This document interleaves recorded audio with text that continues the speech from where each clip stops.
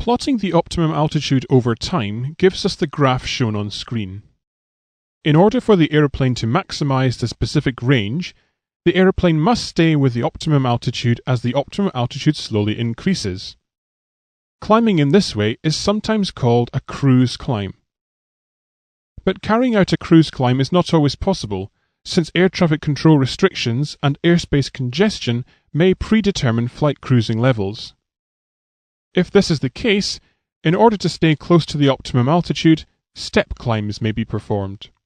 Step climbs essentially mean that the aeroplane climbs to about 2,000 feet above the optimum altitude and levels off. As fuel is used and weight falls, the optimum altitude will increase to a point where it is again 2,000 feet above the aeroplane's current level, but it can take up to 3 hours for it to do so. At its current level, the aeroplane can then climb 4,000 feet and level off, so that it will once again be 2,000 feet above the optimum altitude.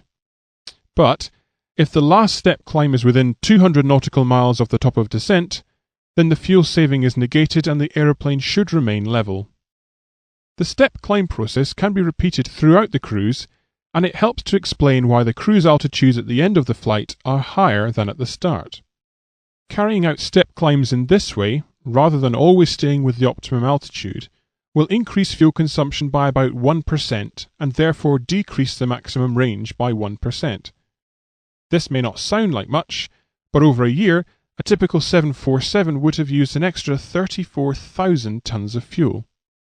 If an aeroplane did not even step climb and simply remained at a constant altitude during the cruise, then the aeroplane would increase its fuel consumption by 10% compared to flying constantly at the optimum altitude. This demonstrates just how important altitude and speed control are in the cruise for a typical commercial flight. Having discussed the effect of altitude on the jet aeroplane, let us now consider the effect of altitude on the propeller aeroplane. In general, though, we may say that most turbopropeller aeroplanes operate significantly lower than their jet counterparts. Turbopropeller aeroplanes seldom operate above 30,000 feet, and therefore never really suffer from the effects of getting close to the speed of sound. Turbopropellers are based on the same engine design as a pure jet. Therefore, the effect of altitude on the turbopropeller is very similar to the jet aeroplane. As altitude increases, the increasing TAS and slightly decreasing specific fuel consumption help to improve the specific range. However, this benefit is offset a little by the increasing power required at higher altitude. So, while specific range does improve with altitude, above 10,000 feet it only improves by a small amount. The choice of altitude may depend more on the wind considerations and the time and fuel considerations involved in climbing to the selected altitude. The other type of propeller aeroplane is that driven by a piston engine. You will recall that the piston engine aeroplane has a more or less fixed specific fuel consumption, even though specific fuel consumption is lowest at high manifold pressures, low RPM, and with the mixture correctly set. Therefore, the only remaining variables in the specific air range formula for the piston engine aeroplane are the true airspeed and the power required. As the aeroplane operates at higher and higher altitudes, the power required to maintain the range speed will increase. This, of course, is detrimental to range. However, as altitude increases, true airspeed increases for any given indicated airspeed. This fact offsets the increase of power required, and therefore the specific range slowly increases with altitude.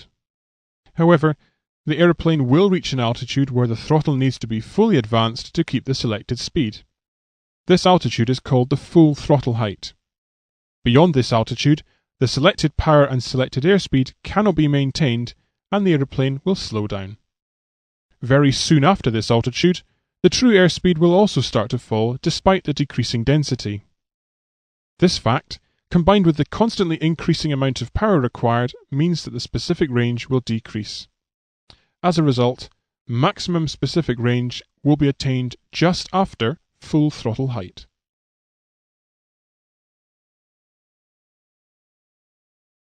The effect of headwinds and tailwinds on the range of the aeroplane can play a significant role in the choice of cruising altitude. For example, If there is a considerable headwind at the selected cruising altitude, this will be detrimental to the range. In this case, it may be beneficial to operate at a different altitude where the winds might be more favourable. In large commercial operations, most of these considerations are dealt with prior to the flight by the flight planning personnel.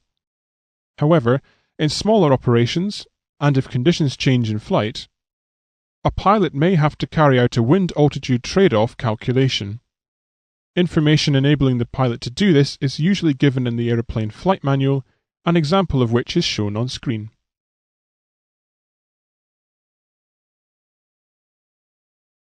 The graph shown on screen shows the relationship between the speed of the aeroplane and its range.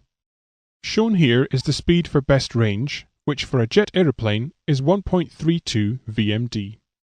In commercial operations, this speed is more commonly referred to as the maximum range cruise, or MRC. However, maximum range cruise speed is seldom flown. Usually, a higher speed is used. Looking at the top of the graph, you will notice the line is fairly flat. This means that a significant speed increase can be achieved with only a small compromise in range. This higher speed is called the long-range cruise. The long-range cruise speed is about 4% higher than the maximum range cruise speed, and as such, the specific range reduces by about 1%. The reason for using this higher speed is simply that there are costs other than fuel which need to be considered in commercial operations. A more detailed explanation of the relationships of these costs and how they affect the operations will be dealt with later on.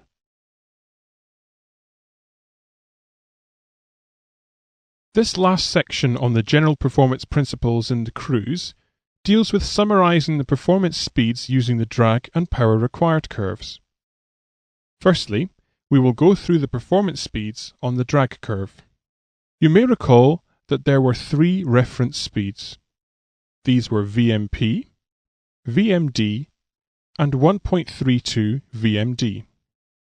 Since this is the drag curve, the speed on the bottom of the curve is called VMD.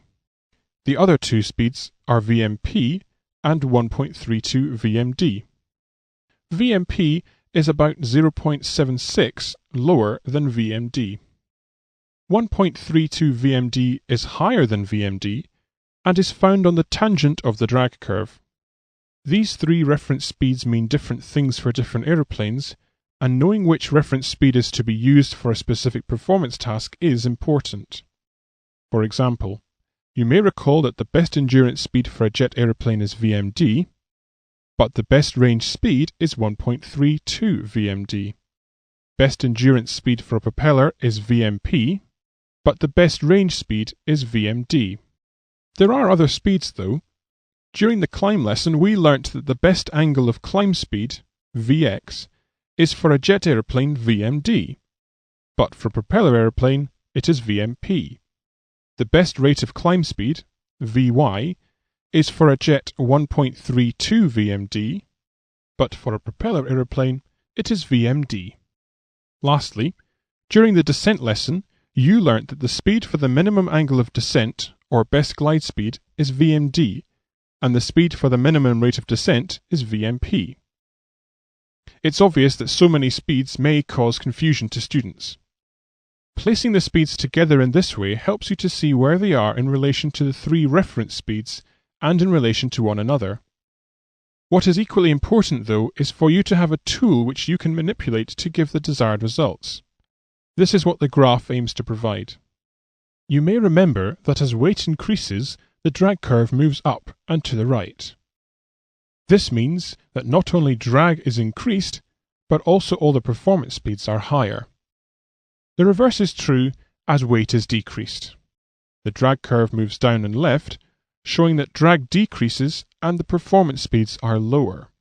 As gear and flap are deployed, the drag curve moves up and left, showing drag increases, but the performance speeds are lower. Retracting the undercarriage produces the opposite effect. Drag decreases, but the performance speeds are higher. Using the graph in this way, we can simplify a lot of the material that you need to learn.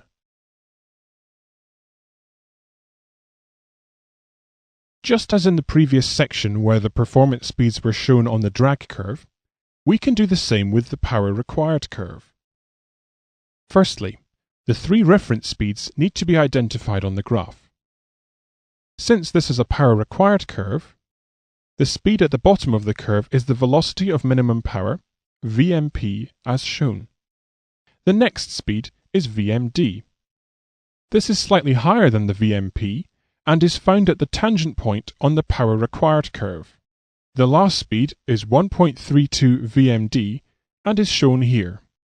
It is now possible to place the performance speeds we described in the previous section beneath the relevant reference speeds. Doing this completes the placement of all the speeds on the power curve for both jet and propeller aeroplanes. As before, the power curve can be manipulated to show the effect of certain conditions, giving you a tool to solve basic problems. Increasing weight will move the curve up and right, therefore showing the increase in power required, but it also shows that the performance speeds are higher. If weight decreases, then the reverse is true.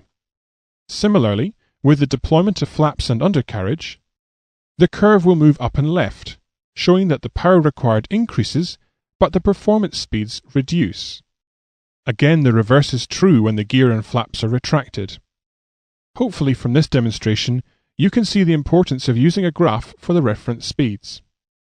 The principles you have learnt form a large part of the requirements of the ATPL examination, but more importantly, these principles will allow you to make accurate and informed decisions in routine flight management, and especially in emergency situations where your training becomes a vital safety cushion. This completes the lesson on the general performance principles in the cruise.